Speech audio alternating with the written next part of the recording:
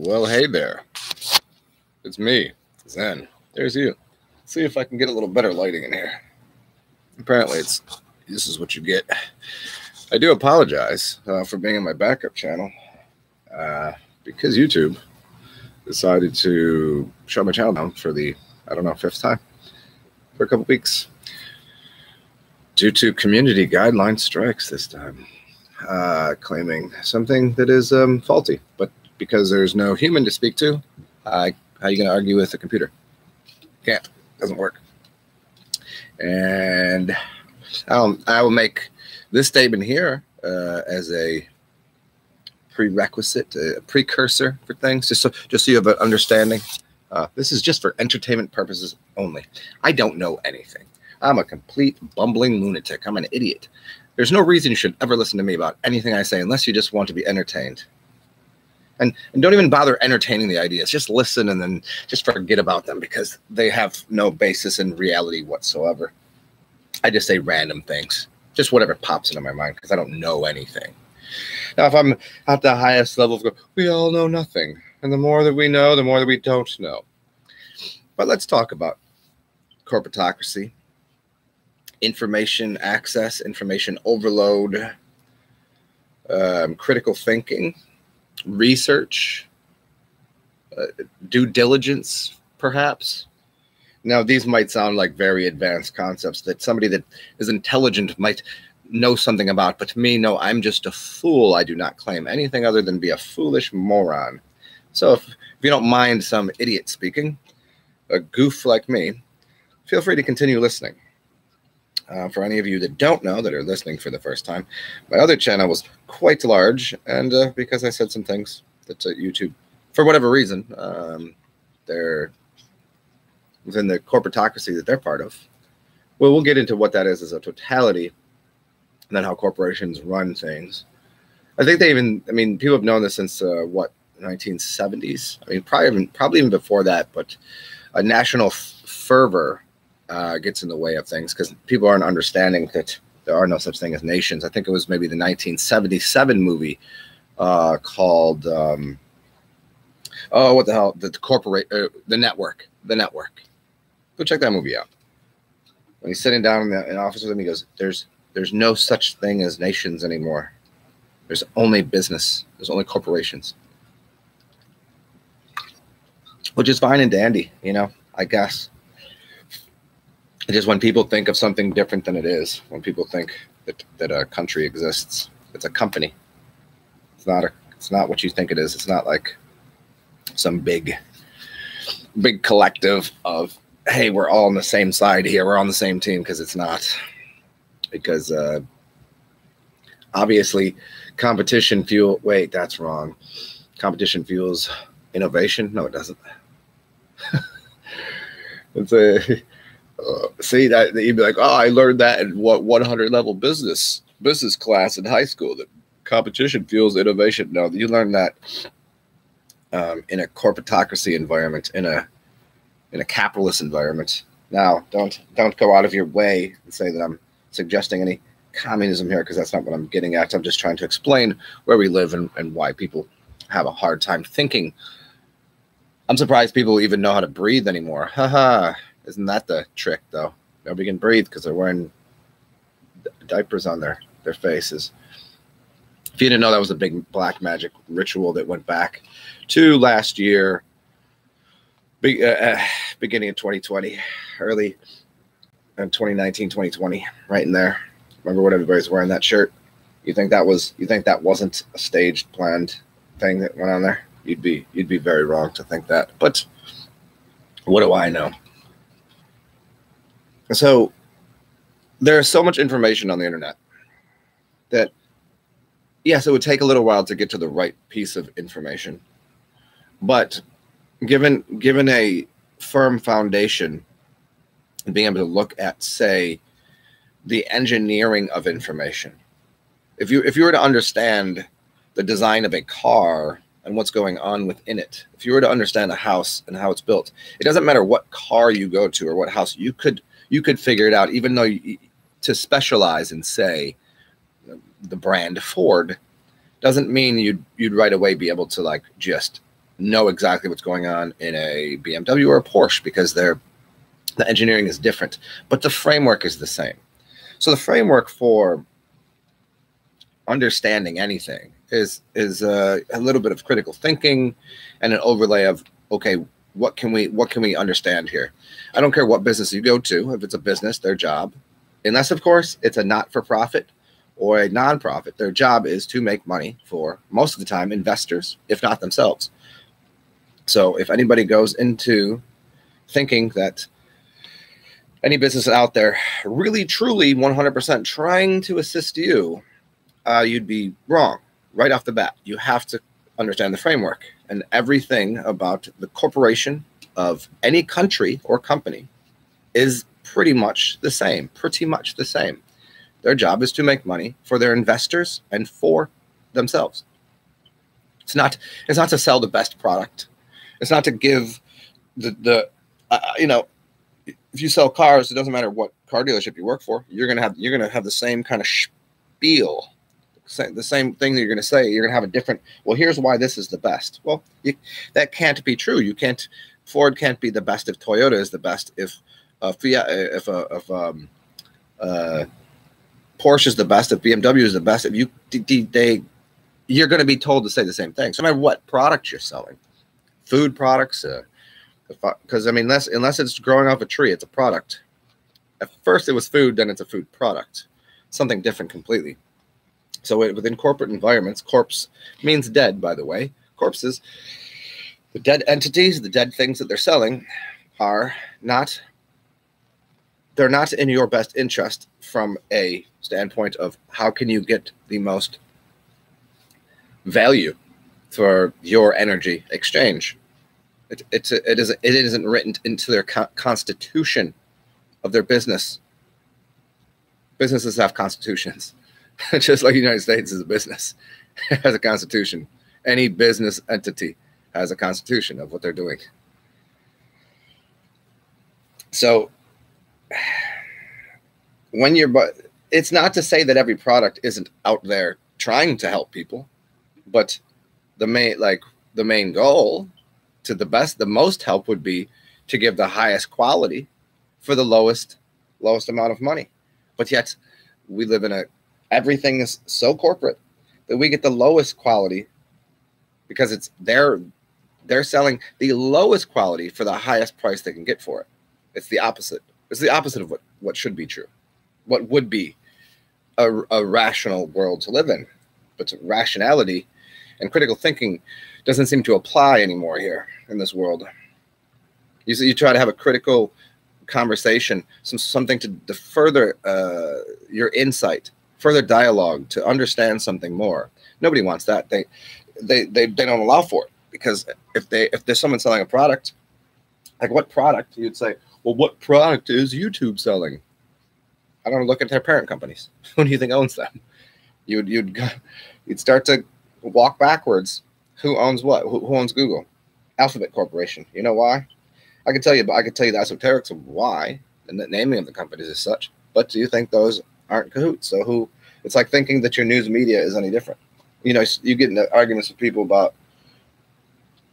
I mean, if you do, still, I don't. I can't even. It's just laughable at this point.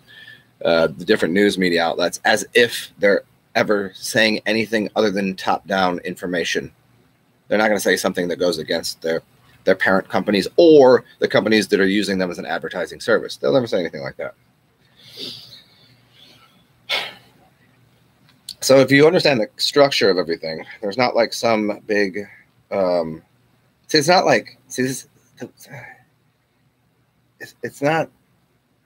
It's so very plain. They show you what's going on. The people just separate it into Republicans, Democrats.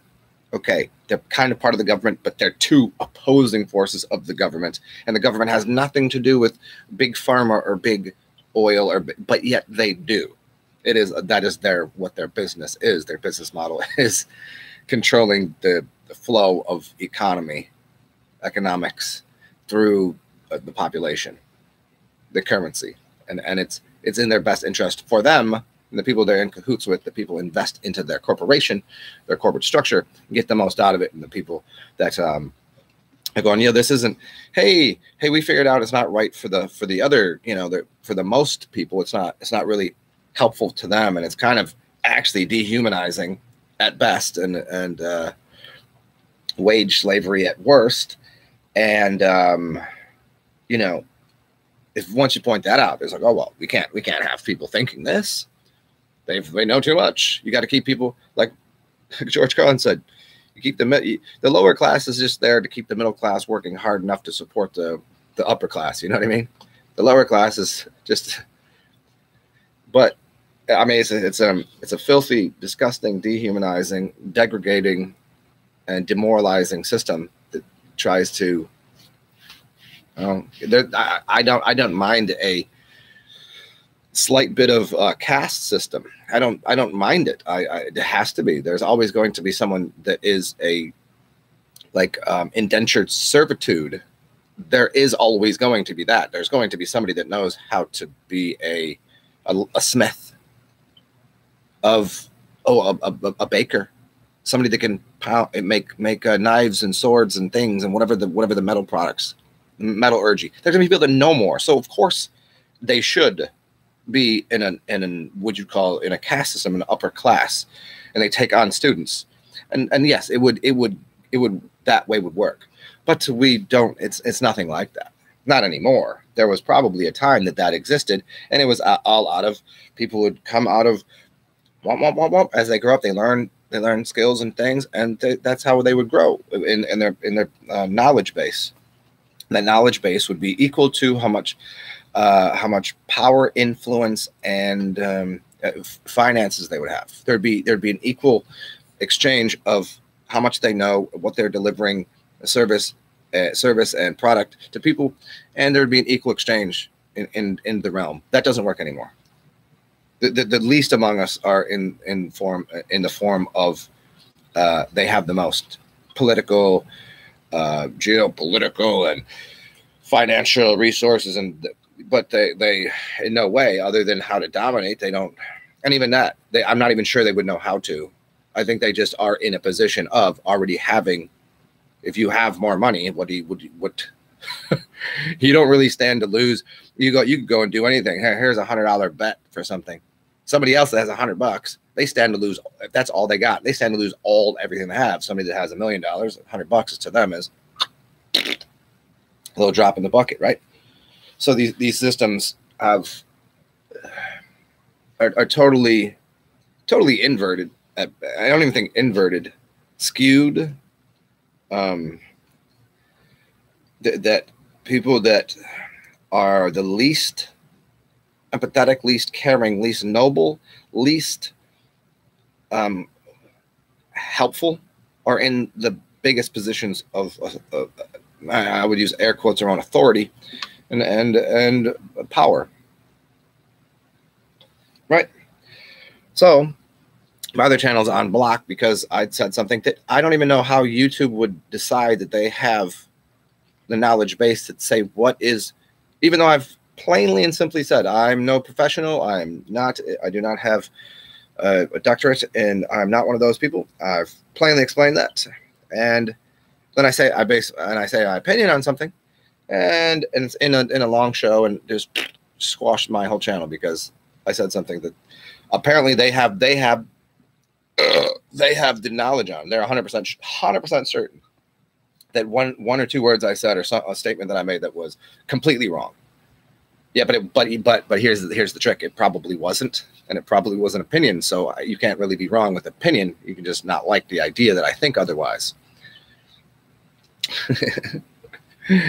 But who am I arguing and complaining with? A computer system? I've already tried, and they're like, no, your appeal was no, and I was like, but why? According to where I asked, where was it? What did I say? And they're like, no, it just said no.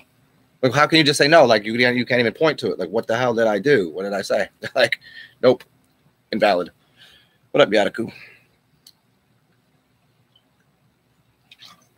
So as I'm saying this, personal point is my other channel is my source of how do I get money so I can stay alive, so I can have a roof over my head.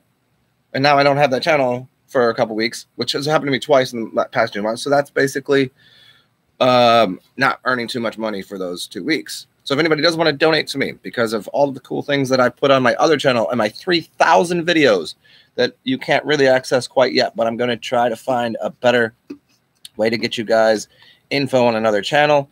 But I've just found there are so many that I can't really, some of the people are like, hey, try this channel, and I do, and it's not viable for how I do things. I can't do live videos, so that's not really that cool.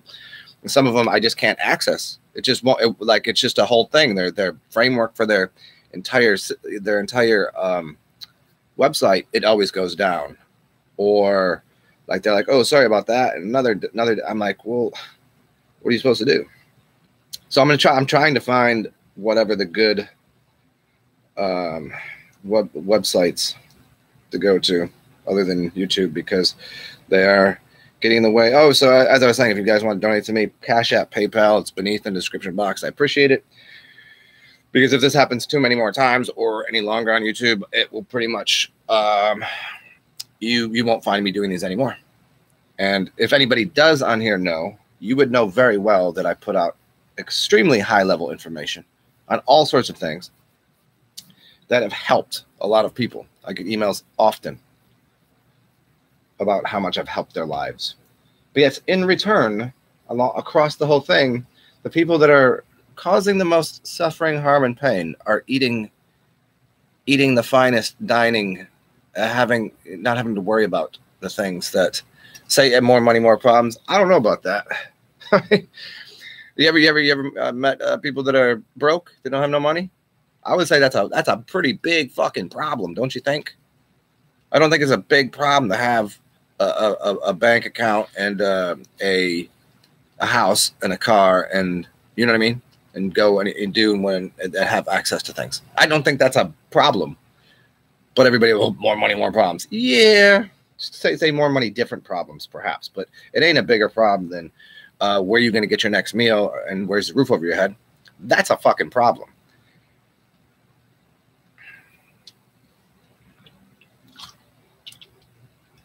Anyways, happy Saturday. Wonder what I'm going to do today.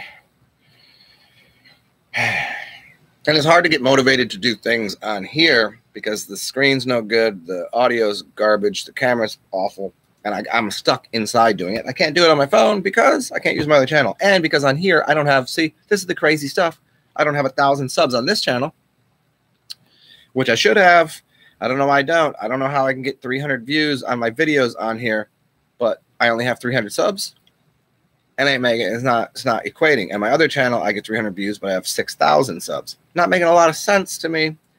Although my other channel, I'm often told that it's people don't get the notification. They don't even notify that I'm doing videos. There's something that's called on YouTube. I'm more motivated when, I don't know, when I'm not worried about whether or not I'm going to be able to pay my bills, and if I can do these outside. So I have to come back. What's up, Kabar? Yeah, I don't know, Kabar. I don't know why I would delete your comment. They just there's just so many algorithms just to delete things. It is funny, the channels that are allowed to be popular, what they're allowed to say, and the channels that get just. And I was always wondering why my channel's not even that big. Not a lot of people know who I am. There's some kind of important people that know who I am, but they don't have enough. Those important people don't have enough time to watch all my videos. I do long videos for you guys, but it's like, why YouTube's got a F with my stuff. I mean, who am I? What am I doing? It was juicy. Might not have been the length. It might have been the juice in it, huh?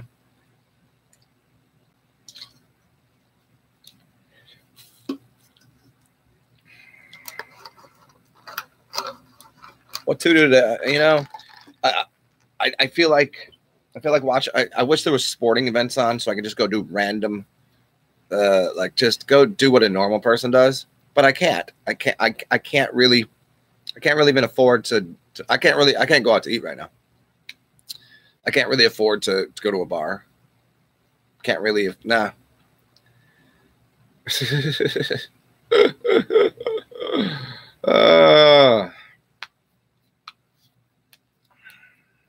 Crazy. Crazy, crazy, crazy.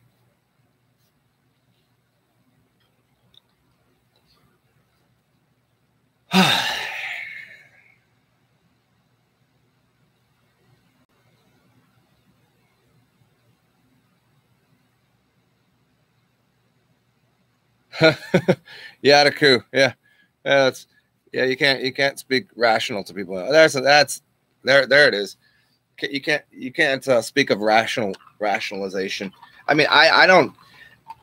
I think there is room for the subjective and psychedelic view of the world and the rational point of view. There has to be a happy medium. But here's the thing is, if we live in such a rational world, then science should be rational. That's the kind of thing, right? The idea of science is science, technology, and engineering. Let's put those together. Science, technology, and engineering. They're all they have to be rational. And you can prove it. The proof is if I engineer something and it works, then that is rational. That's rational.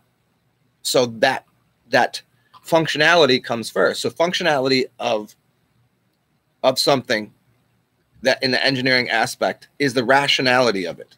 If it's irrational, it won't work. So the engineering goes to garbage. So that engineering, meaning the technology, which is included in science as a technology, whatever science is trying to get to the conclusion of if they can prove it and show me how something works, here's a tire and it rolls, we can prove that. There's other things that are unprovable, but the idea is rationality of science, technology, and engineering. So that's what everybody wants to go. So why the breakdown when somebody says there is no logic or rationale in your reasoning for what you're coming to the conclusion of? Logic and rationale and reasoning to make a conclusion. And if anybody goes, well, what the way you're saying it literally is, it doesn't make sense, and I'll show you why and tell you why, and they go, no, but this is the popular way of what we think.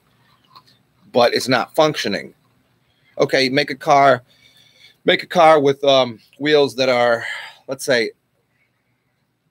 10-sided. Those wheels are 10-sided, and it will roll. It will roll. It will move. And I say, well, let me explain to you why if we make that circular rather than 10-sided, it's going to be better for the engine. And I'll go through the logic and show it. They go, no, this is the way we've done it, and we're going to continue to do this way because this is my business. 10-sided wheels are the stuff, and this is how people get around. And other people, we need this to be the thing. But now in a place saying, is your hamburger at Wendy's better than the hamburger at McDonald's? That is completely subjective and up for as much wonderful, hilarious debate as you want to have about which hamburger is better because of pickles and mustard and this kind of onion. That's fine. That's an irrational and wonderful and hilarious debate to have, because the conclusion is never going to be, you never come to it. You can for yourself, whatever you enjoy, but you can surely see without question, using a rational, logical methodology of critical thinking, that a tire that is circle is going to work better than one with 8 or 10 sides.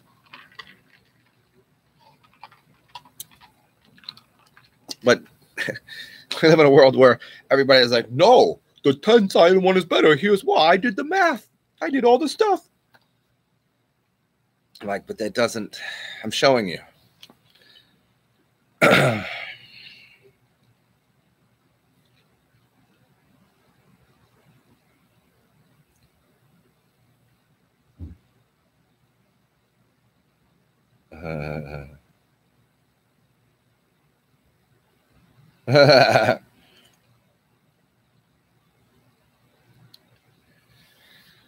Yeah, I mean, creativity and free thinking and imagination is you know, it is the motherly thing of invention and well, at least innovation.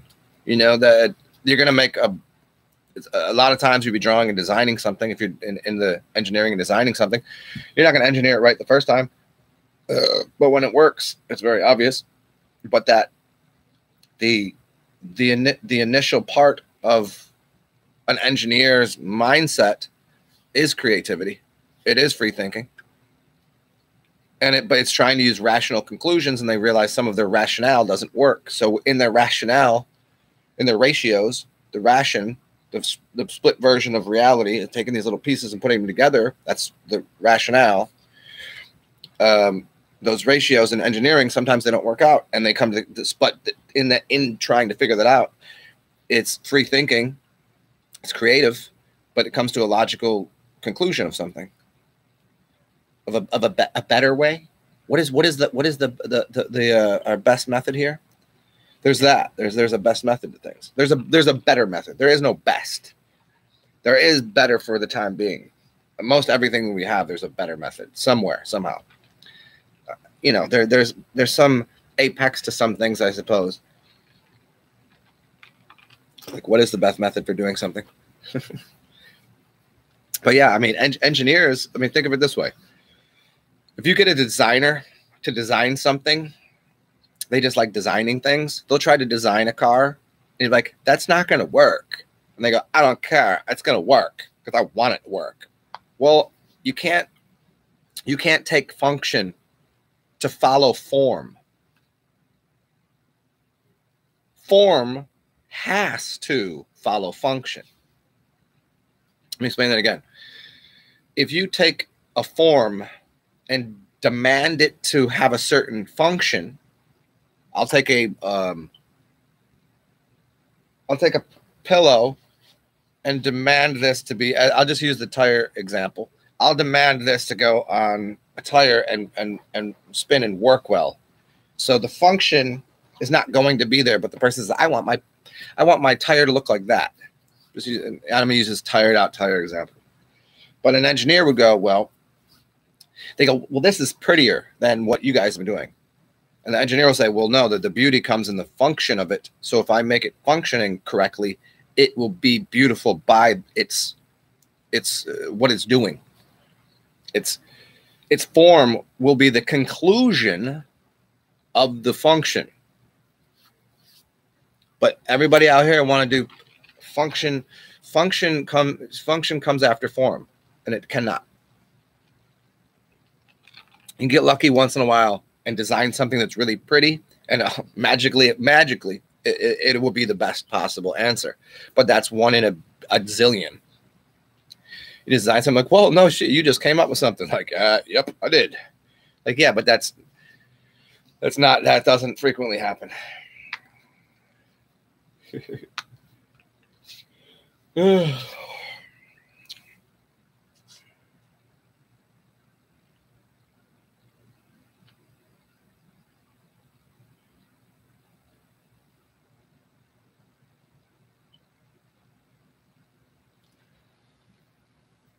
Kabar. Well, yeah. I mean, I'm all for seeing life as enjoyable, but let's get back to the common sense. Let's use rationale. What is enjoyable for somebody that has to eat out of a garbage can? What's enjoyable for somebody that has to you know, it's a struggle every day to do some meaningless Neanderthal-like task and get bitched at by their boss. You know what I mean? There's nothing enjoyable about that. I don't care how many people are like, it's just your perception of it. It's just how you see it. Like, no, nope. That's someone that will go as far to say, if people believe that it's all about your mindset, it could be the most, as long as you make it enjoyable. Yeah. Those are the same people that are underneath the, what do you call it? Whenever people that are enslaved end up loving their oppressor. What's the name of that? So I'm just forgetting the name of it right now. But they end up, coming to terms with why they were enslaved and why they love them, and like, well, that was what was needed because, no, that's never that that'd be like if you got bitched out every day by your wife or your husband beat on you or whatever the hell it is that you have to you love the oppression. That's insanity. So this is why all these guru guys that are always into that kind of bullshit, I'm not buying their garbage. I'm not buying that. You can take me to highest level of hey, we're on a mountain, do something, and because those people are not, because how the hell do you think they live that way? Because they don't have any of they're like, you have to live without fear and then no distraction, because they're living literally making hundreds of thousands, if not millions of dollars. They have a complete following that adores them, and they stand no chance of failure because no one's going to hate them.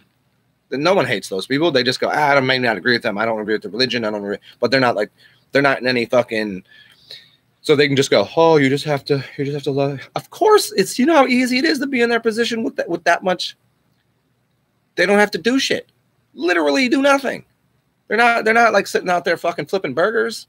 They're not sitting there getting bitched out by somebody. Literally, they're talking, going, ha, ha, ha. I'm the wise old one. You think anybody out here is criticizing Eckhart fucking Tolle? Because they're going to just go, oh, I just came to rationale that you just have to be at peace with everything. Yes, thank you for beating the shit out of me, Mommy. I needed that. Without you beating the shit out of me and abusing me mentally, emotionally, and causing traumatic stress disorder, I would not. Thank you. Thank you, status. Thank you, people. Thank you, corporations. That's insanity. It's no other way. There's no other way to look at it. And that's where there is.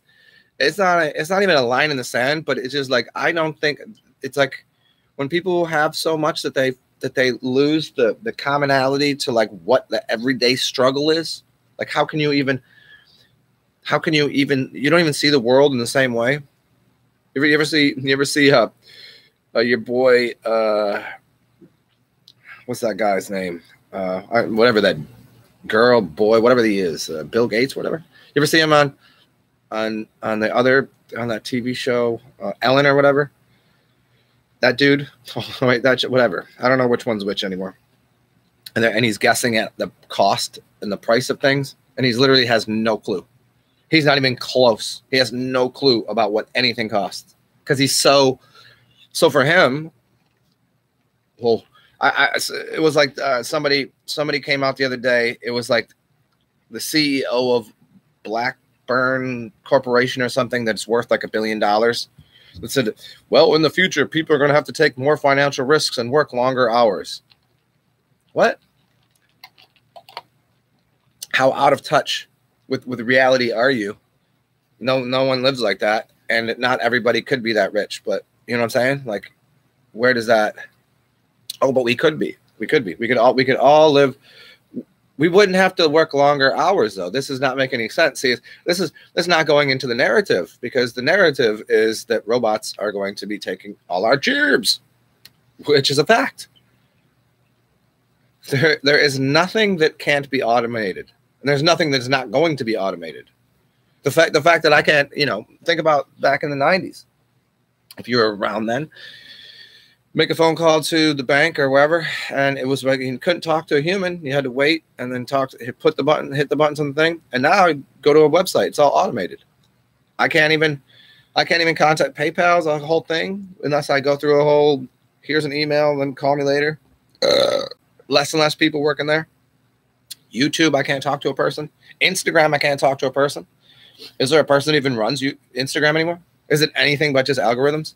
There's literally probably no one that goes and does anything about Instagram other than just checks on any kind of weird, is there a bug in the system? Is it shut down because of this IP, whatever IP, and then one person fucks with it? And it's just a system running with no one at the helm.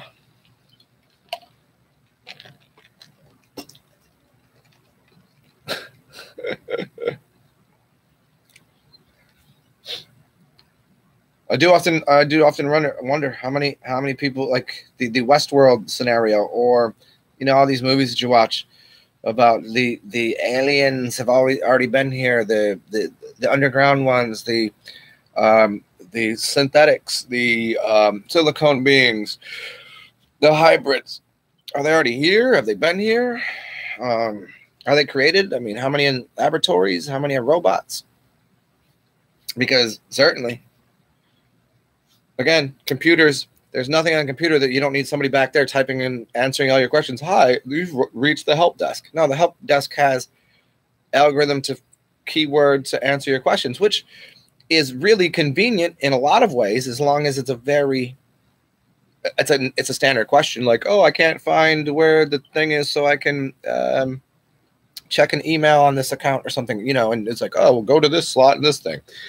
And why waste the time telling somebody that if it's but when you have more like, here's a complex question and you can't ask anybody because the computer system is answering it, you can't get the answer. So as we start to look at all of the things that have been automated online, again, automation is great. I'm not against it, but there needs to be somebody at the helm about some of these things. There needs to be a few employees places, but the automation, like, I seen a product they're selling, and the way they were selling it was hilarious. I'm not going to get into why they were selling it this way, but it was a fry flipper. It was a robot arm that would time and flip the fries and pull them out when they needed to, so that you never got the burn. You never had to listen for the beep and walk over, and so it just did it for you. Genius. Why? Because then you should be able to go to your favorite fast food restaurant. Not that you should be at fast food restaurants, but if you like to, go there. And the fries should cost less money, because then they don't have to pay an employee. Oh no, they're taking our jobs. It's going to happen anyways. Everything's continued technology, automation. It always continues. But as that happens, then what happens to people? Shouldn't they be getting the residual of residuals off of the fact that now new technology has come out? Why only the people that didn't even come up with the technology at the top, that own the corporations, get the most of it, and the people that actually designed it and that actually need the help at the lower levels, they get nothing? What are these people that worked at McDonald's as a fry chef, as a McDonald's burger flipper? You think they had time to think about more advanced concepts? Do you think they had money to go to college? Do you think they had any? I mean, what did you think could happen? Do you think they had time to become inventive? Do you think they had time to start a business? Do you think they had any clue, as they got to work 12 hours a day at McDonald's flipping burgers to pay for you know what I mean? Like, what? So how is it that they're it's like if money was like food, where it would just rot, would these people keep hoarding all the food? The people that are rich, like the super rich, right? Would they continue to hoard all the food? It would just go bad, right? They're going to hoard it, and then what are they going to do with it? Why wouldn't you just leave it on the trees? Because you're just wasting your time collecting it. Why wouldn't you just get enough for you, and then maybe in the next season, can some things? Use your high technology if you want. But again, the question must be asked, like, okay, these people that are coming into the world these days, right? They're high school, they're getting their first jobs, and what are they? So they go from high school, then they go work their job, which got to be part-time. Now they don't have any other free time. They have no free time to be thinking about anything, to be designing things. Then they go to college. They're going to do that, go into debt, try to have a social life, because crazy social creatures. Where are these advanced, free-thinking people that have architectural ideas, like that they could architect and design a realm? I mean, I know that's a big idea, but to even architect and design a robotic arm to flip French fries, they're not going to. So, but if that robotic arm that's flipping French fries is paying the person that didn't have to do that job then shouldn't somehow those people that now have lost their jobs due to that get a little bit of something? I'm not saying it's that person's fault for being, I designed it. Well, maybe you designed it because you had, rich parents that gave you a I mean, there's a lot of things that go into this. This isn't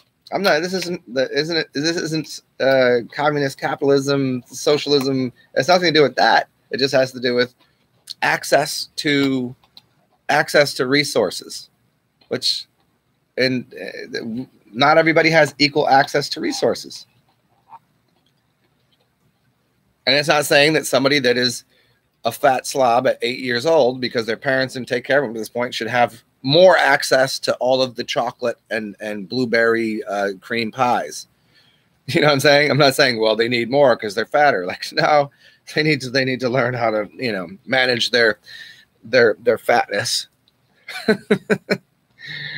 But I'm just saying, in the general sense of equal access to resource, to whatever it is, because whether you like it or not, there's abundance of everything that we need on this planet. The extra stuff, there might be a smaller amount of, but we are at a technological advanced age where we can kind of, chemically or alchemically alter and make things out of other things, and we can transition and transmute metals and metallurgy. We can do things that doesn't seem like we've always been able to do it, but just to a micro level. Now we can do it on kind of a macro level.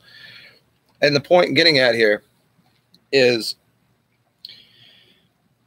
there isn't much that is not abundant on this realm. Pretty much we have more than enough of everything for everyone. This isn't saying people should just go start making more kids, or like people should be, we're not suggesting that. I'm not getting into this stupid debate about climate change, because climate does change. How and why and how much is up for a whole, that's too long of a discussion. And we're not going to get into the myth of overpopulation. Overpopulation is in selected areas that are over. It's not the entire realm. Do yourself a favor, just drive around the middle of any country and see what you find. See how many houses you find. See how many empty nothing fields. See how many forests you can go to. Totally overpopulated. No, you're just using it from the vantage point, for the viewpoint of major cities. Yeah, major cities, people are literally shitting and sitting on top of each other. That doesn't seem like a reasonable. If you just gotten rid of those and flatten it out, where would people live? Like, no, we're good. You could fit pretty much everybody with enough acreage and land. I think they make it like Texas or Australia, that you give everybody more than enough acreage and a house and whatever, and everybody could live perfectly fine. I'm not saying it needs to be spread out that way. I think that it needs more room through your neighbors. There needs to be some space out there. It needs to be big fields. It needs to be forests. I mean, sure, but overpopulation, no, not even close. It's a ridiculous notion. Point being, as technology increases, there should not be the low-lying outcasts of society, because they are all, whether you like to deem it such or not, it is these problems are sociological. They're societal problems that are based upon the way that the culture and education and basically the society has functioned to educate the next generation. And if we're continually given a bad map, if we're continually given misinformation about everything, and then we have corporations that are not there, as we go back to the beginning of this video, if we have corporations that are battling over pieces of information, that they're different pieces of information, but the one that has more control over an aspect of your mind, over the internet, over whatever, they're going to make you believe that the popular narrative and opinion is the correct one, when that is almost always not the case. It's almost always not the case. Sometimes it is. But hey, here, I'll tell you something. Here's an unpopular opinion. Distilled water is good for you. Unpopular opinion. but they would be wrong. Clean water is good for you. They would say it's bad for you. You need to put dirt in it. What a moronic statement. Go ahead and put a bunch of salt in it. You need salt in your water. No, you don't. Go drink seawater. See how fast you die. See, see. I can simply show you. I can simply show someone. You drink salt water from the ocean, or just go ahead and keep putting salt until there's salt. Wait, I thought you needed salt. Well, now we're gonna. But I could drink distilled water all day, and I don't seem to have any problems. You do. You're gonna have high blood pressure. Your kidneys are gonna stop working, and we can prove this.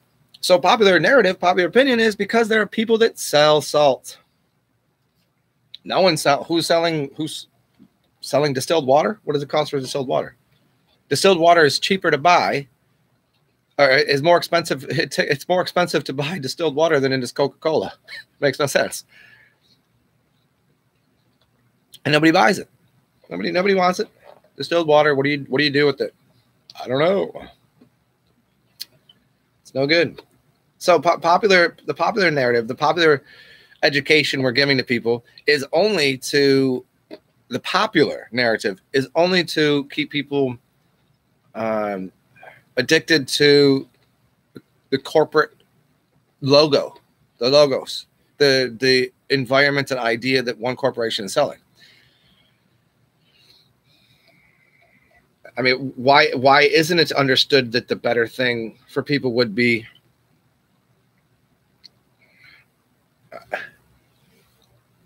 name a product and you can always find something better that could be done cheaper, but yet people out here buying Nikes are not the best shoes on the planet, are they? They're not the best for the feet. Their technology that goes in shoes, like, well, they're going to spend $130 for shoes, $200 now for shoes. That's absolutely insane. Absolutely insane. Right? But because we're so associated with, well, we can do the Saturn symbol and, you know, why it's called Nike. Isn't Nike the goddess of, no, you don't want to get that. See how that's symbolic, the symbolic corporatocracy,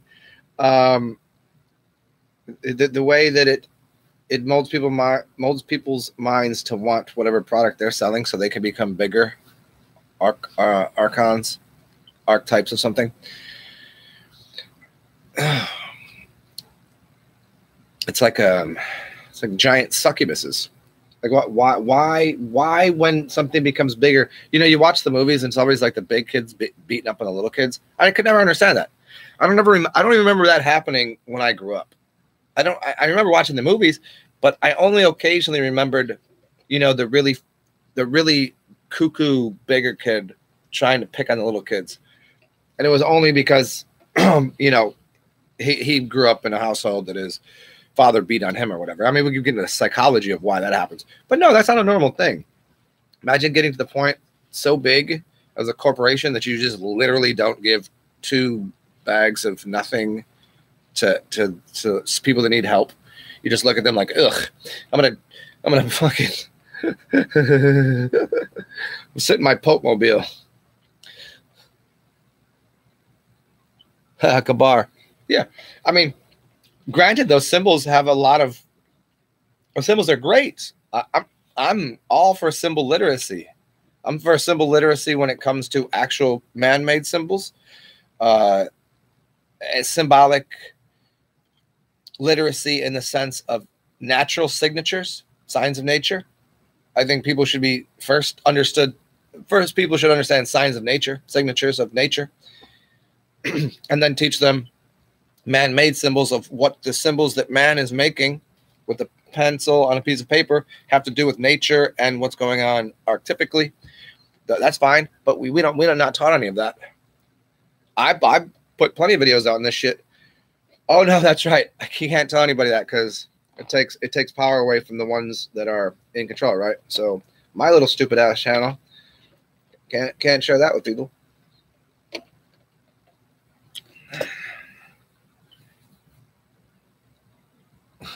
Yeah, you got the symbols, music, and beats, and then repeat. Yeah, which is a sort of a hypnotism and entrainment. Now, see, those the hypnotism, the trance, the entrainment, those can be all good things. You can go online and find great things for astral travel and getting out of body and teaching you about things. But then you have the other half that is actually some of the people that do like the out of body stuff, they're using really bad frequencies. It'd be like somebody wants you to listen to the radio, instead of turning it to 103.9, they turn it to like 103.9687, and it doesn't sound right. They're like, no, this is the right frequency. Like, no, it's not. It's like 529 is the right frequency. They're like, no, 528 is the right frequency. It's harmonically resonant. It will cymatically make a perfect shape of something. You're giving me something that makes the shape all like falling apart. There's no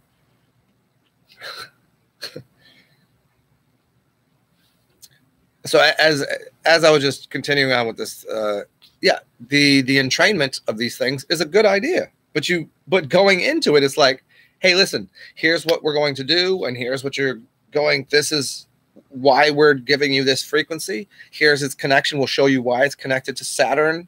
Here it's connected to the D on the piano. Here's a smell. It's called Lang Lang, and it smells like this, and that smell is equal and harmonic in the octaves to that planet, what you call it, but it's a wandering star. And these things will resonate with part of your system, which is connected to your thymus gland, and we're going to resonate that and balance you. But in your mind, you might have different images and things and different experiences, and you might, that's a perfect way to do it. And you can explain anybody that knows how the shit works.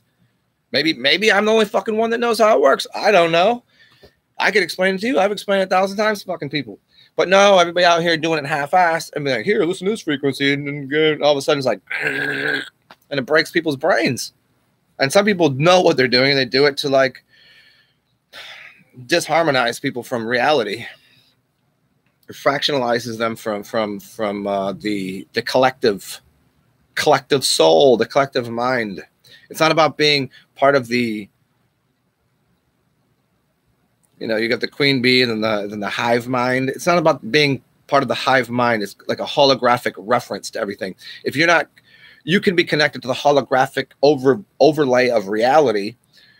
But as soon as somebody gives you a frequency that isn't modulating at the same frequency modulation or amplitude modulation, up and down, frequency is how quickly it happens. Amplitude is how big the thing is, right?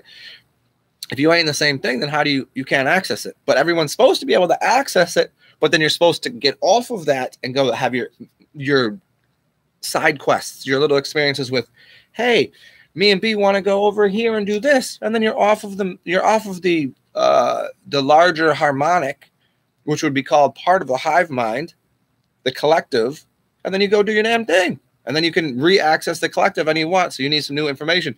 Where should I go? What should I do? What's great here?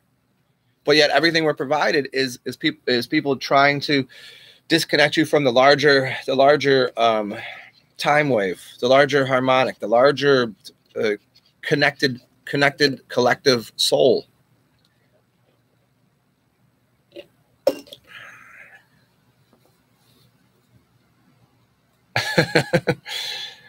Yeah, sure.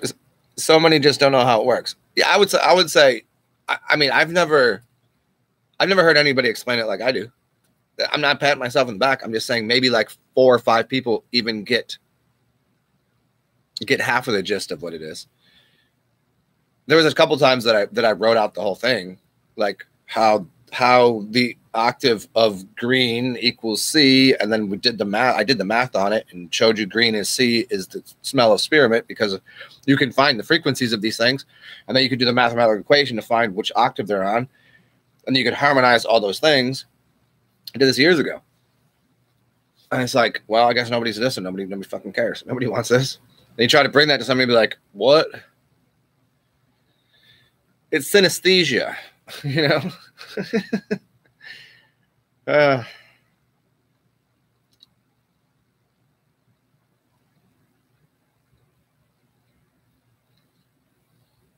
mean, people don't know how it works.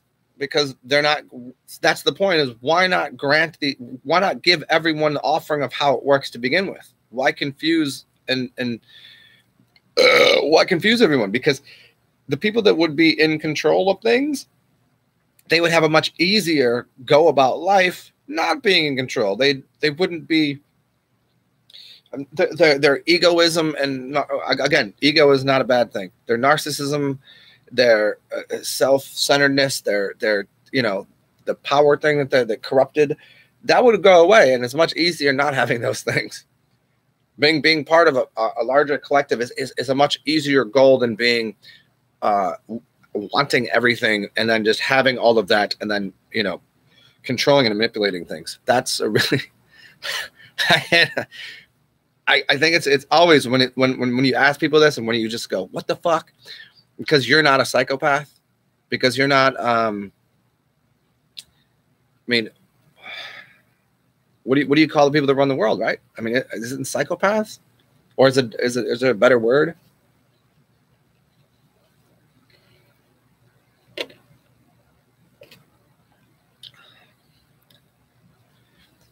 I mean, I just don't see it. I just don't see why. I don't know. If I got $10, I'll spend 9 of it on other people. I don't fucking know. I just can't. I can't stand to see other people unhappy. What the fuck is that? These people, like, they get off on it. They're like, make these people fucking suffer because they don't have as much as I do. They're like, oh, where did you find these people that have a lot? Like, oh, where'd you get your start? Yeah, you got that $1 million loan from dad, right?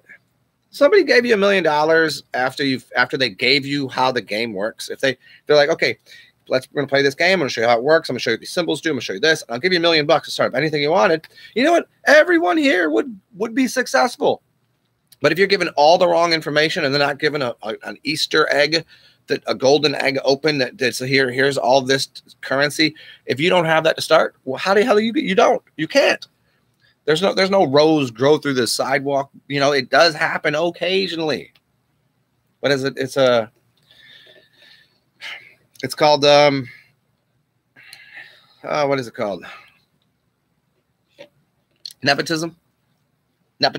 Either you're part of the family or you're not. Either you got blood nepotism, and then you have another type of nepotism, which I don't know what you'd call it, but it's like a secondary nepotism, I guess. It was like, oh no, that's a cool motherfucker. That's cousin right there. That's cousin right there. That's part of the family. Like, well, he's a white guy, and we're Hispanic. What is he doing here? Nah, he's good. He's good. That's family right there. But you ain't. That's you in the sacred bloodline. Little they know. Who's from the most sacred bloodline? Me. I am the sacred bloodline.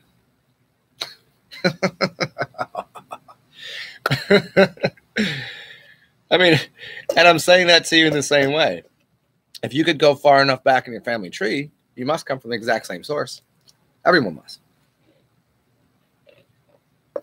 I mean, we can go back, through the small branches into the bigger branches, but you're not gonna, getting into the trunk of the tree. That's too difficult. When the trunk of the tree starts to grow the stems off that turn into the bigger, larger branches, that's where most bloodlines start.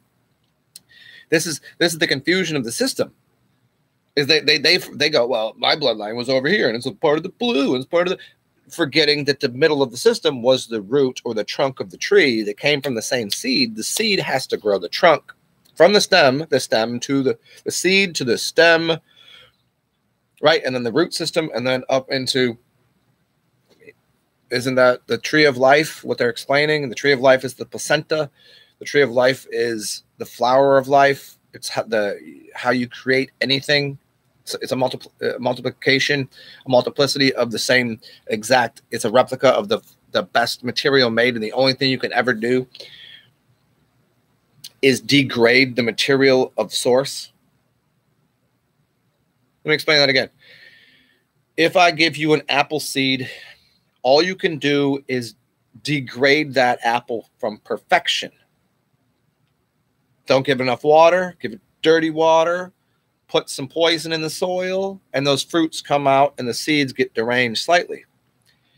I can turn that seed back to the original source by giving it clean water, light, and exact where it should grow in the climate, and that organism will then go back to being a perfected apple.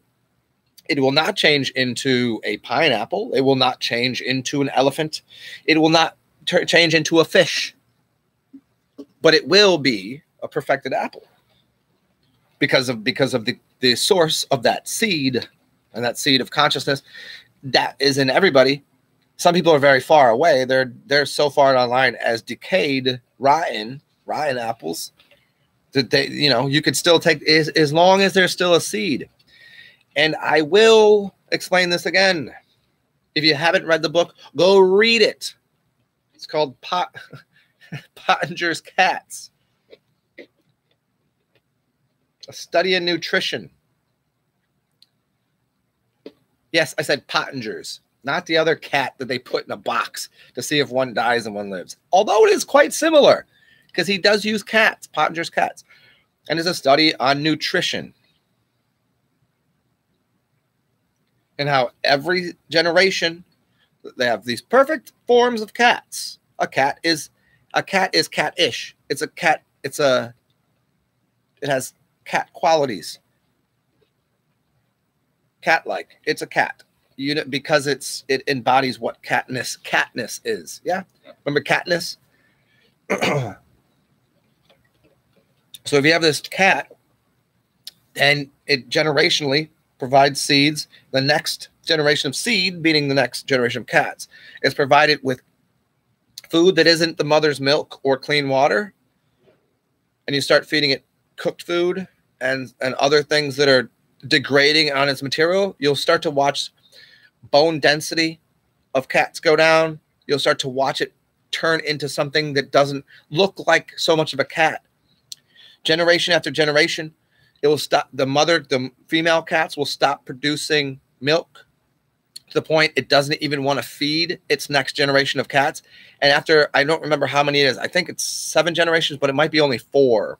I haven't read the book in so long. I just know it was somewhere in there that generationally, I think maybe 7, it stopped creating again.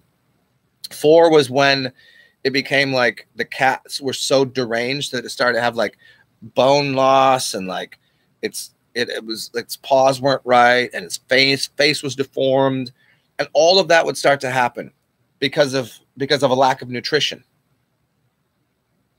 So the seed wasn't given proper environment or nutrition, and then they started feeding the cat again properly mother's milk. So they brought some of the, because they kept the branches going where some cats would be fed bad, and then some would be continually fed mother's milk and clean water. And those ones were just like this. And the other ones were, meh, meh, meh. Now all of a sudden they took the ones that were the strongest ones and started feeding the weak ones.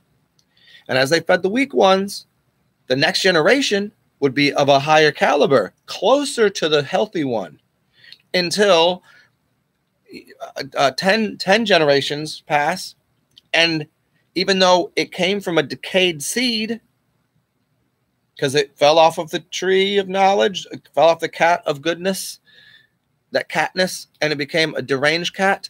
Then it was refed, and generation after generation, that cat became more like a cat again, until it was actually as good and healthy as the cats that were originally started.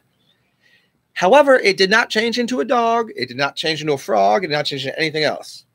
Now, if we think about this on a cellular level in your body, what can you do with the cell in your body? You can't change it. It is the cell of your body. It is a single cell. You have an immortal cell in your body. All you can do is decay the cells in your body. That's it. Or you can go the opposite and clean the cells in your body up.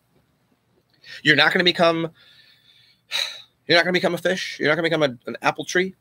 You could perhaps, maybe your highest source is changing your body, the mass in your bones. They could crystallize or something. Maybe you could change your blood type slightly or something. Maybe these things could happen.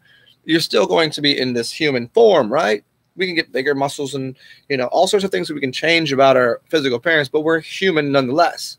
But what we can see is you can watch people all the time that they look old and decayed and deranged, right? And all of a sudden they start eating healthy and you're like, damn, you look so much younger. You lost some weight. Look at you. Your skin's all good and you're glowing.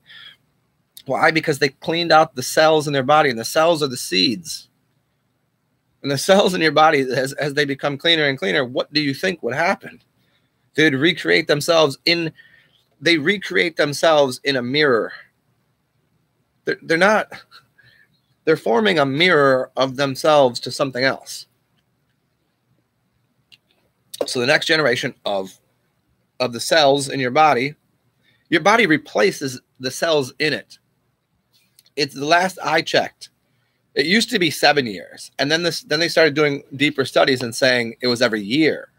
And now I'm pretty sure it's 9 months. I'm sure that every cell in your body is replaced in 9 months. How can you prove this? Well, if you break a bone, anywhere between 2 and 6 to 8 weeks, that bone will be replaced. So it's replaced the cells. The blood in your body gets replaced. The stomach cells, the acid's burning your stomach off all the time and is replacing itself. This is happening everywhere in your body. You know, your nails grow, you cut them off, new nail. It's always happening. Everything in your body, the bones, they even replace themselves. Even the cancer is not the same. They've proven that the cancer that's in your body in 6 months is not the same that it started with. It's replaced every cell with new cells of cancerous cells. It's studied. And I am no doctor. I'm not claiming that to be any scientific valid material or doctorate type shit. I'm just saying I've read those studies, and that does happen to exist and happen in a quicker time than that. And it wouldn't be medical misinformation or invalid to say that, because there are articles out there and you can look them up. But this is to say that your body replaces the cells in it. And by cleaning them up, then your body changes form. Just like cats, just like plants, just like apples. How do you like them apples? What's up, Mr. Mannion?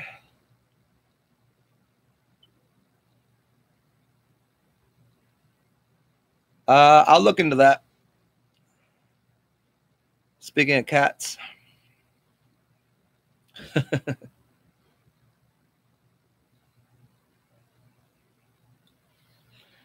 Yeah, I'll say this. I'm for genetic modification when it happens through natural means. I'm 100% for hybridization. Hybridization works as long as it happens. Like if you just put, if I splice an apple, if I splice a lemon onto an orange tree, it continues to grow on that tree. The tree allows for it. If you can hybridize things, if species can crossbreed, then it was naturally supposed to occur that way. If you're different, if you're completely different than somebody, like say you're from one bloodline of Asian to one bloodline of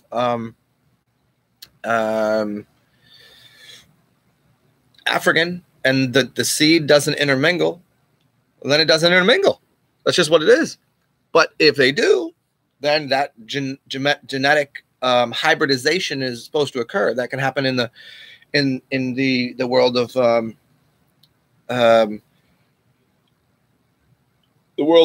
fruits and vegetables too, or animals, I'm sure. But what's the crossbreeding happens through genetic modification by people splicing things in a laboratory. I think that might be a little too far.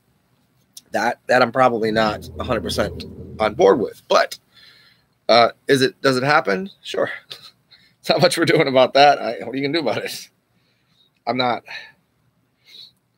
against. I don't think it advances species. I think it alters them. It changes them. It doesn't make it better or advanced. A lot of people into science think that science is an evolutionary thing, that it gets better. No, it just changes things. You're just altering. It's a gene alteration. It's not gene advancement. It's gene modification. A modification doesn't mean better. It just means to modify. You can modify something to be worse. You could put a modification on your car that doesn't make it better. It could make it slower. You'd be like, you can modify it to put some bigger winter tires on it. So you mod it up. You can mod something in the engine, makes it too heavy. It's got more horsepower, but it's slower, but it can drive maybe longer distances. See, mods don't mean necessarily evolution or improvement. Modification is gene modification. That's all that's happening. You're just modifying it. It's not making something better. So people that really think they're in the business of science and improving the world, you're not. You're just altering it, which is a root word for altercations. So you alter and you have altercations with things because you think you're making something better when you're truly not. As long as you know you're just changing the form, didn't your boy Einstein say nothing ever, you can't create nor destroy?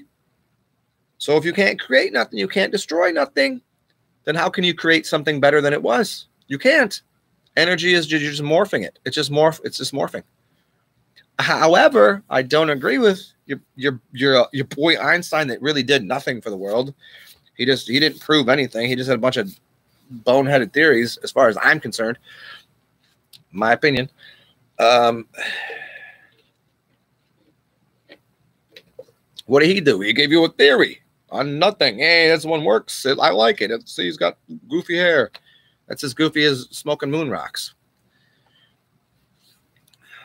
So, science that believes they're improving the world, it can. Just as music can improve the world. If you listen to shitty music all the time, and then you listen to good music, it's going to change the harmonics in your body, and it does seem to improve things. If you're using shitty science and a methodology, if you're trying to make something in a laboratory that's dirty, it's not going to work. If you do it in a way that's really trying to improve the world and don't get too focused on the science, and they're actually focused on what the truth is, which would be helping the next generation, then you would do it for that reason rather than, get all caught up in being the person that's going to be the science person that's going to change the world. Yeah, change is root word, is the focus of the word here. Change the world, not improve it. Scientists want to change the world. You want to go change the world? Everybody changes the world. How about improve the world? How about that?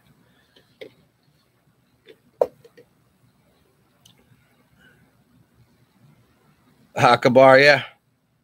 Harmonic tones to reform bones. That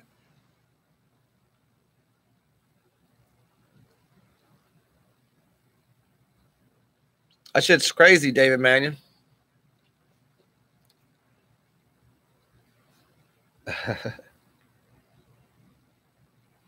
Yeah, I've heard so many stories. Like until you told me, I just figured they were like I believed in them, but I've heard people growing the tonsils back, the thyroid. I've heard about the thyroid. I've heard about the there's one that people get removed sometimes. Which one's the one? This is the one I don't really focus on because no one really has a problem with it until they tell me they got it removed. Not the gallbladder, not the liver, not the kidneys. There's another one right there. What's the one everybody gets removed? And by everybody, I mean it's the one that you hear about. Like, well, I just had to have that removed. Now I got to take enzymes to digest things. It's the one that I'm sorry, I'm tripping on the name of it because a buddy of mine years ago got his removed, and as soon as he did, he couldn't digest milk anymore. Appendix, yeah, he had appendicitis. Got his appendix removed, and then couldn't digest milk anymore. And because it was helping with the enzymes that would break down, because he was drinking pasteurized milk anyways. So most people would still have enough enzymes in their system from other places to help pull the. So he'd be like, if we're eating cheese, if we're eating pizza, I got to take this, whatever. I was like, yeah, most people need to add those things anyways. Yeah, appendicitis. You heard that the appendix does? Oh, yeah. Well, the appendix will grow back, too. I've heard of the appendix growing back. It's usually harder to find out if that does, because then you'd have to go get an MRI and blah, blah, blah. And most people aren't going back to check on that. But the thyroid, I mean, you could just figure that out. Like it's, I mean, you could figure it out and then also have a doctor check you out. What's up, Ninja Turtle? Oh man, I'm sure they do. I have not done that much research into them because I was asked a long time ago about that, and I just it was just like it was one of the times it was on my plate with like 20 other things that people were asking about. I mean, they're called wisdom teeth for a reason. I'd assume so. But a lot of people, because of their jaw and whatever, they have to have them removed because it starts to crowd their mouth. And yeah, I'd assume they do. I can't. I don't know exactly what it is. Somebody else could probably answer you better than I could on that.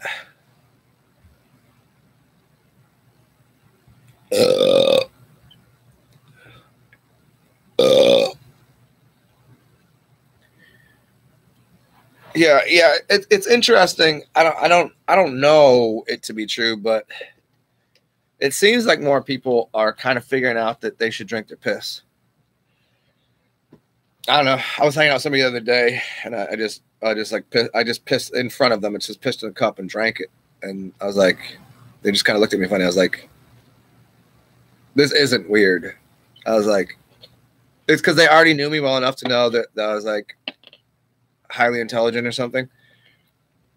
And then they tried to crack some jokes. I was just like, nah, you ain't gonna crack jokes on me. I was like, what you're gonna do is you're gonna do some research. You're gonna do some research and then shut your fucking mouth. I was like, go look up these things. I was like, you don't know what that word means. Go look it up before you make fun of me.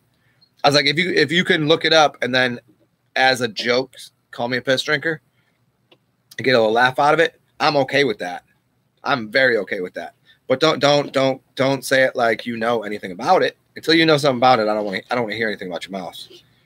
Like, go educate yourself first. And then people that got education on something make fun of me all day. I will make fun of each other all day. It's fun.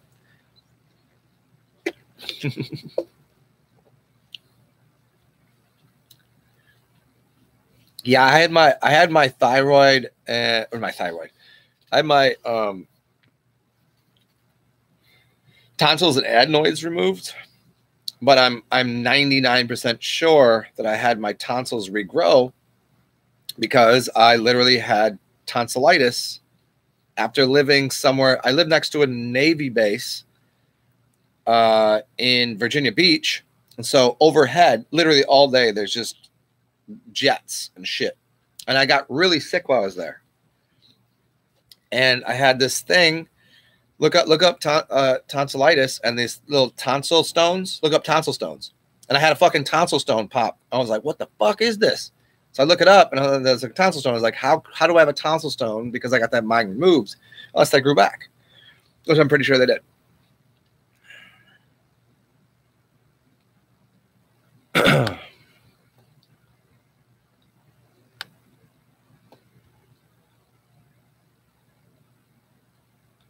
So Kabar, you got no organs. You can't even sing. You got no tonsils, no adenoids, no appendix. Damn, I'm surprised you still have a heart left. Seems like, hey, Kabar, we could do a story about the Yellow Brick Road, but instead of not having a brain, not having a heart, you know, because if you didn't have a brain or a heart, you just wouldn't exist. You could get by without tonsils, adenoids. And let's see, yeah, I guess you get by without the gallbladder, appendix. You're not going to get by too long without the liver. No way without both the kidneys. You need at least one. But that's pretty funny. You get a thyroid removed. You can't get them both. I mean, but if you did get them both removed, right? You got the tooth. Where are they? Right there. I'm surprised the thyroids aren't in the thighs. But you can add things to make, you can add chemicals to make up for some of the things that you're missing because of the adenoids. Well, the tonsils and adenoids are just a blocking plate to not screw your system up. And but if you keep getting ear, eye, nose, throat issues, I mean, I know I'm certain of why mine got removed. My parents 4 packs a day of cigarettes between the two of them inside a house with no windows open. Pretty sure I know why that happened.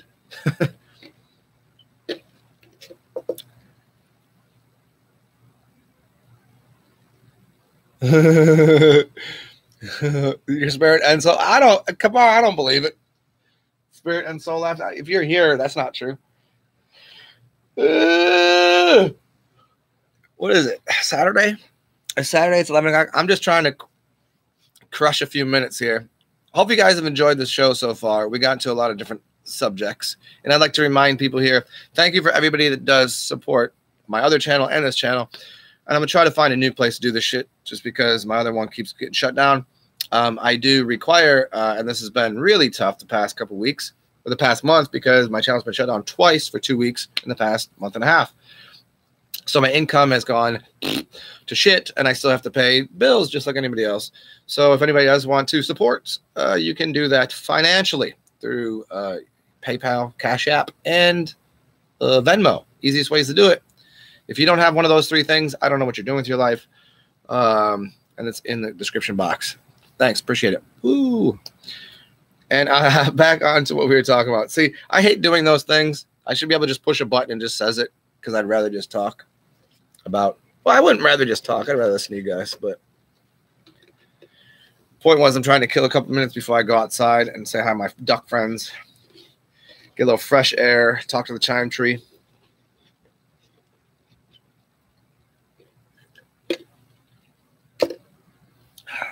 Jump around. Oh, David Mannion. See, no, I didn't. As a kid, I didn't smoke or drink. No. I didn't smoke herbs until I was almost into college. I didn't drink until I was almost in college. I didn't smoke any cigarettes until this year, actually, on just American Spirits, just for the purpose of talking to people. I was like, well, whatever. It's not addictive. I mean, to everybody else, I assume they are, but I don't really fucking care. Like, I tried to smoke a cigarette in the day the other day because somebody was smoking. I was like, how the fuck do you do this? It's like 90 degrees out. Ugh. Like, this is disgusting. I was like, if it's cool at night, you have a couple of drinks and somebody's like out there fucking having a conversation. Okay, whatever. Something to pass time, but like, no. Nah, but the parental figures, no, they just, windows closed, smoke in the car, smoke in the house, windows closed, just gas chamber the fuck out of me. I'm surprised I wasn't the, oh, I have so many gas chamber jokes there. I'm pretty sure the only reason I'm not fat and that I'm alive is because I played so many sports and I was outside as much as I could. Every season I had sports to do. Other than the winter, I think. I only took on winter sports later, which included football, but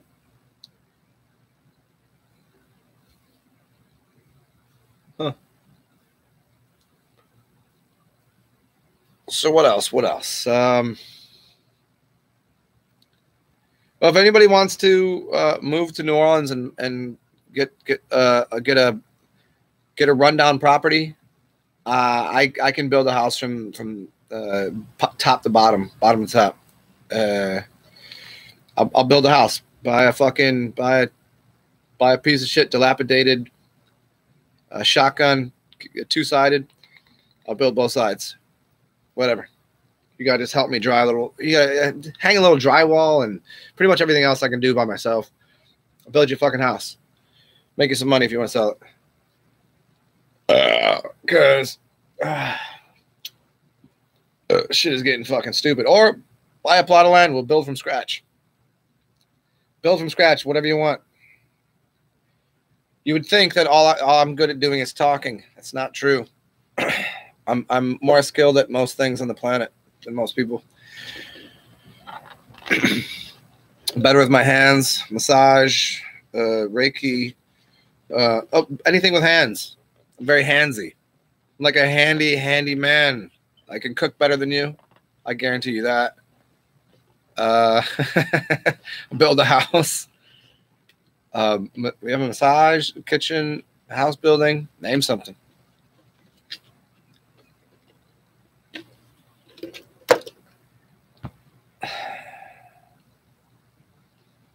Damn, man. Anybody else having some good days? It's so funny. I went from having like some amazingly good days. You ever go through these things? Amazingly good days where you're like, yeah, the world is boo, yeah. And all of a sudden it's like, and people are just completely just blow your mind with how amazingly goofy people are, I guess. Like, wow, now this I can deal with this nonsense. It's not about, you know, whenever somebody goes, never say I wish things were easier, just say I wish that I was better at something. No, I don't like that. I mean, for people that know how to do things, it doesn't necessarily mean you want to be challenged with that all the time. Think about it this way. Most of you probably had or knew of someone that was like the father figure that knew how to say, let's fix a car. Now, he's really good at it, right? He's an engineer. He could fix cars. But every other day he comes home, he's got to fix a car after working all day. Do you think that he's good at it? He's great at it, right? But isn't that going to wear on someone? Like, that doesn't, just because someone's good at something, better at something, doesn't mean that that's not going to be the most frustrating, stupid bullshit. So, like, don't wish it was easier, wish you were better. I don't agree with that. It's not about being easier. It's like a shoe cobbler's child always has broken shoes. Because what, you just want to keep doing that? Like, you know, people that are chefs. Here, another example. People that are chefs. You know what they cook for themselves? Ramen noodles. People that work at five-star hotels, they're not going home cooking a fucking 5-star meal. They're not doing it. Anybody that thinks that, you're very wrong. Maybe sometimes, but only if they own the restaurant. They're not in the kitchen all day. If you're in the kitchen cooking all day, you're not going home cooking something fancy. You've been doing it all day. You're tired of it. You're going to order in. You're going to get it done for you because it's just, I already done that. Just because I'm a professional at something doesn't mean I want to do it all the time. Just because I'm very proficient, because I'm very efficient, because I'm very good at something, because I'm better at something doesn't mean that's the thing that I want to do.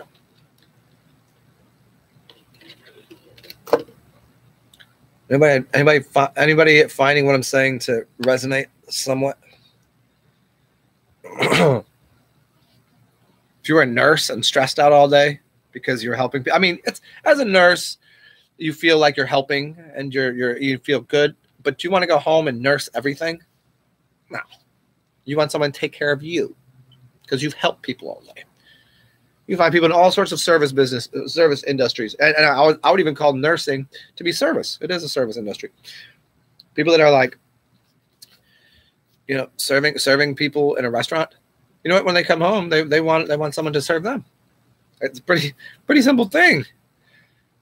It's like they're like, then you go, my life is devoted to service. Stop kidding yourself. If your life is devoted to service, your life is devoted to service because it's serving you. Understand? Your psychology says the more that I help others, the more it will help me. Anybody that is devoted to service of others, you're telling me you didn't do self-work first? You have to, it's a highway. You gotta help yourself to help others. And so when people are doing something all day, like who's healing the healers kind of bullshit, and it's not bullshit, it's just like that is some bullshit because who fucking heals the healers? Who heals the healers? I want to know. I've been trying to figure that out myself because I'm like, hey, can I get some help over here with fucking some things? Heal me with something here. Heal me, you know, some like my brain would probably work a little less spastic if financially if I was taken care of. But it's always, I'm always on slight bit of edge because it's not taken care of. You know, I'd be better at helping people all the time if I had more money. It'd be a simple thing I could do. It'd just be one stress you didn't have to worry about. But the stress of like, oh man, you know what? You think you're saying people love you love cooking? If you really love cooking, don't work at a restaurant. Don't do that. You know why? because you're going to hate it, because you'll end up having to cook the same meal. Let's see, about 75 times in a day, times 6 meals. So it depends on how big the restaurant is. That's what you're cooking, and you're trying to you're bumping into other people, and unless there's some sort of rhythm to the way everybody works, and it's going to be hot as shit because they don't even, most kitchens, they're not cooled properly. There's a whole shit going on there. You want to do that for 8 hours a day and then a couple days? No, you'll hate cooking. You'll hate it. Yeah. However, you could learn to love cooking again. Do what you like, when you like, how you like it. But damn it if you don't got to pay those motherfucking bills, huh? Should have sold my soul. Damn it. Should have done that. It's got to be worth a lot more now than it was before, I'd assume. I think at this point I'm worth about $369 trillion. Still haven't got that offer yet. So what else? What do you guys want to talk about so I can get done bitching here about nothing? Last thing I got was Kabar saying jump around. Let's see. Say something. Say something, you freaks. Hey, look, see on the computer, the only upgrade I have is I can type over here to you guys. Why does it flip to top chat? May not be visible. Top chat? No. Why is this not giving me an option to go to live chat? See, this is pretty hilarious. Yep. I was just listening to yeah, Ninja. And last thing, I was listening to a comedian. It's pretty interesting too, because he's an okay looking dude, just okay, and he's very awkward. He doesn't seem like he's the kind of dude that could pull pussy. He doesn't. He's not a bad looking guy. He's goofy. And he was talking to, I think it was Mark Normand. He was talking to him about like having sex with porn stars. Mark Normand's like, you've had sex with a porn star? And he goes, what? I don't know if you know Mark Normand, but he goes, what? Fucking hilarious. Never met him, but that would be a joy of my life. Anyway, so Mark goes, you've had sex? He goes, yeah, a few. And he's talking. He's like, you realize like porn stars do not look like what they look like in the videos at all. They're average at best, and they don't want to have sex. They don't want to have sex on the first date. They'll wait. Yeah, which goes into like, no, like you don't want to. You're not trying to. That's your job. Like, damn, could you imagine? I mean, how pleasurable even the highest form of pleasure, which would be either Kundalini experience and doing, do all of the mushrooms and DMT and MDMA, do all of that and have a Kundalini awakening. And that's pretty much one of the best things ever. But next to that, just a normal organic activity of having sex, one of the greatest things ever, right? But imagine even doing that. I mean, I love cooking. I love music. I love to smell things. I like to massage people. I like to do all sorts of things. But to do it all day, even sex will get it'll be like, I can't, I already, it's like, how many times a day could, I could have, I've had some fine ass women in my life, and they're just like, they just want more. And I'm like, I need a chance to recharge, and it's wonderful, but like, can I get a second? I mean, I'm human. I'm not just like like how many times a day? Do you just like me because of my doggy style?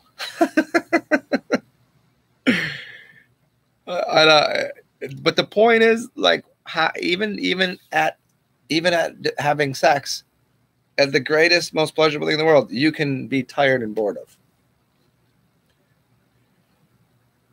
I mean, so of course you can be tired and bored of If you do what you love, you'll never have to work a day in your life. I don't know. Someday, look at. Okay, I'll explain it to you again. A different way. Mark Rabelais, musician. He gets up. He's always got it. I don't know. It's like 10 o'clock in the morning. I don't know how long he's been up. He's always got cool people at his house. Usually they got usually it's some fine chicks too. Sometimes they got robes on. I don't know what they, I think they had a night about it, whatever. He got a beer in tow, and he's got his musical equipment in front of him, and he loves music. And some days he goes, I don't want to do this. I don't want to do this right now. I have to force myself to do this. I don't want to make this music. I just am not impressed or inspired to do this. He does it, and he's the kind of person to go, well, I'm glad I did that. It's like, people that go for a jog in the morning. They're like, oh, I didn't want to, but I'm glad I did. Yeah, I don't know. I'm not of that mentality, because do what you do the way you do it, when you like to do it, how you like to do it. Sometimes you got to do things you don't like doing, I guess.